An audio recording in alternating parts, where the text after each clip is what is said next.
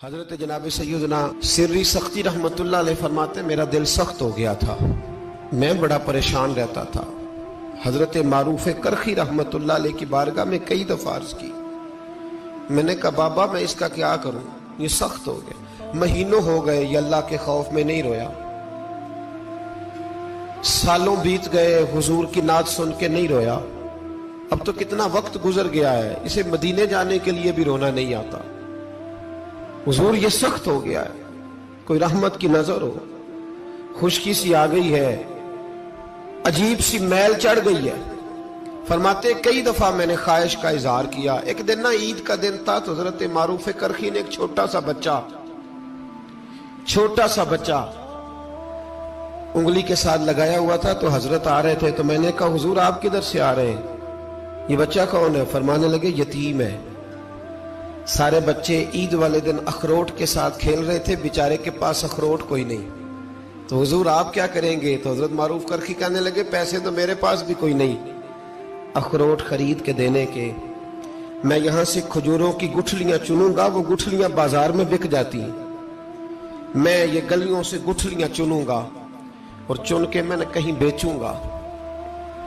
اور جب میں انہیں بیچوں گا تو پھر یتیم کے لیے 2-4 اخروٹ خریدنے کے قابل ہوں گا، پھر میں اسے اخروٹ خرید کے دوں گا۔ پتہ نہیں کہاں کی بات سنا رہا ہوں میں آپ کو، اور پتہ نہیں کہاں کا ذکر کر رہے ہیں بابا جی۔ بچہ یتیم ہے، بچے اخروٹ سے کھیل رہے تھے، اس کے پاس اخروٹ کوئی نہیں۔ بابا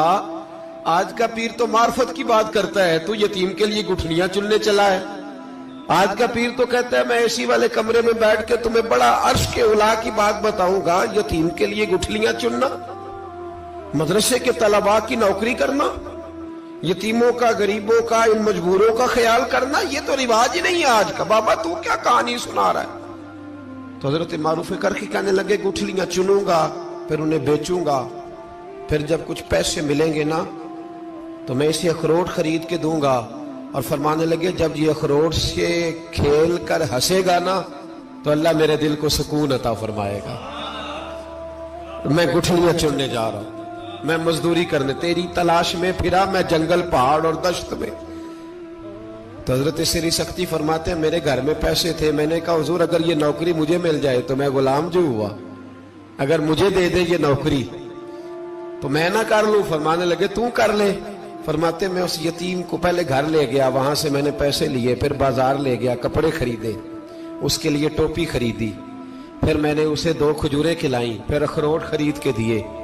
حضرت سیدنا معروف کرخی کہتے ہیں اس کو میں نے چیزیں دے کے نا، وہ بچہ تھا، بچے ہی ہوتے ہیں، میں نے جب اسے اخروٹ دیے تو وہ دوڑنے لگا، میں بھی ہلکا ہلکا پیچھے چلنے لگا۔ فرماتے ہیں وہ جا کے بچوں کے گروہ میں مل گیا، وہاں درجنوں 20 بچے کھیل رہے تھے، وہ مل گیا، وہ کھیلتا رہا۔ آپ فرماتے ہیں لوگوں اس دن میرے رب نے میرے دل کو اپنے قرب کی لذت بھی عطا کی، اور میرا دل تھا میرے سینے پر ساری رات، تھا میرے سینے میں میرا دل، پر ساری رات میرے نبی کے قدموں کا طواف کرتا رہا ہے۔ اب نہ لگ گیا ہے، پاک ہوئے تے پاک بھی ملدا ہے، اے بنا پاکوں پاک نہیں ملدا۔ ساڈے وجود نو دھون دے نالوں اکو تولا ٹکڑا دل دا،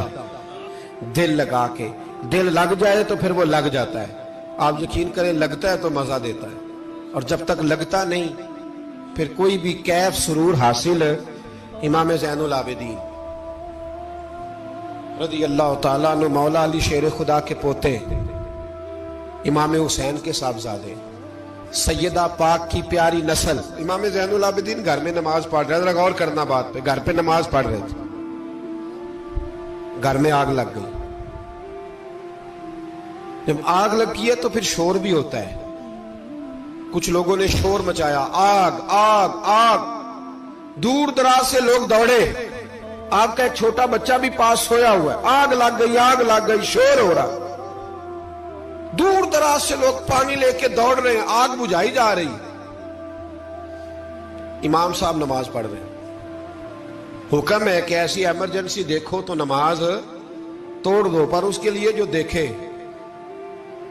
ہی نہ، جسے سوجے ہی نہ ہو کیا رہا۔ امام زین العابدین پڑھتے رہے، نماز مکمل ہوئی تو آپ کی زوجہ کہنے لگی اللہ آپ پہ رحم کرے، گھر میں آگ لگ گئی تھی، سارا محلہ، سارا گاؤں، سارا شہر ٹوٹ پڑا، بچہ سویا ہوا تھا، آپ نے توجہ ہی نہیں کی۔ تو آپ فرمانے لگے ہلکی سی بن بناہٹ ہوئی تھی میرے کانوں میں، پر میں اللہ کی نماز پڑھ رہا تھا، پر میں اپنے رب کی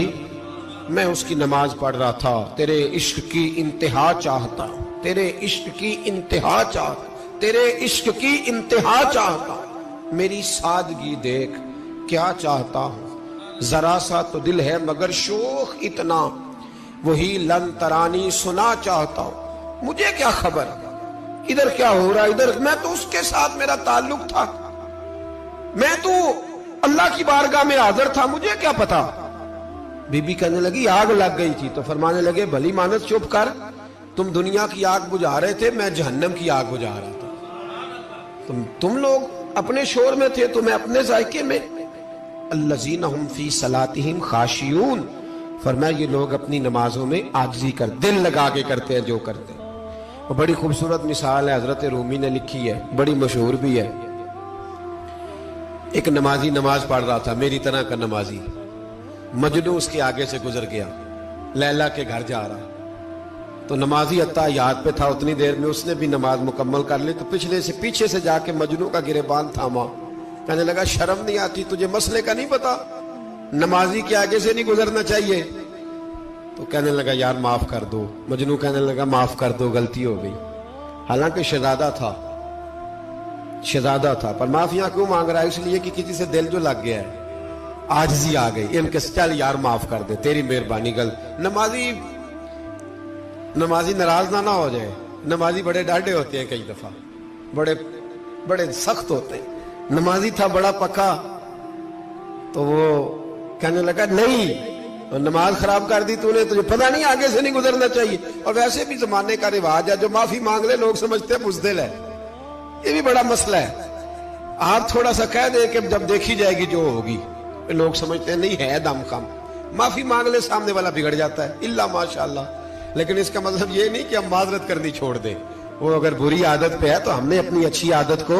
قائم رکھنا ہے، تو کہا جناب معاف کر دے، تو نمازی کہنے لگا نہیں تجھے عقل نہیں ہے، نمازی کے آگے سے نہیں گزرنا چاہیے، پھر مجنون نے بڑی بات کر دی، پھر ایک عاشق نے عاشقوں والا جملہ بولا، پھر ایک محبت کرنے والے نے بڑی بات کی، کہنے لگا یار نمازی میں تو معافی مانگ رہا ہوں تو نہیں دے رہا، چل ایک سوال کا جواب ہی دے دے کہ میں تو عورت کے عشق میں جا رہا تھا، مجھے تو نظر نہیں آیا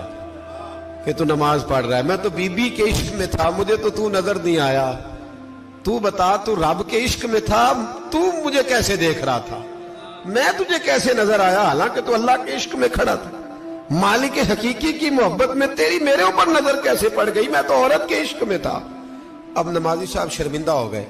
مجنو کہنے لگا آج کے بعد جب رب کی بارگاہ میں کھڑے ہونا نا تو والذین آمنوا اشد حبا للہ، پھر نماز کے لیے نہیں، اس کے پیار میں بھی کھڑے ہونا، دل لگا کے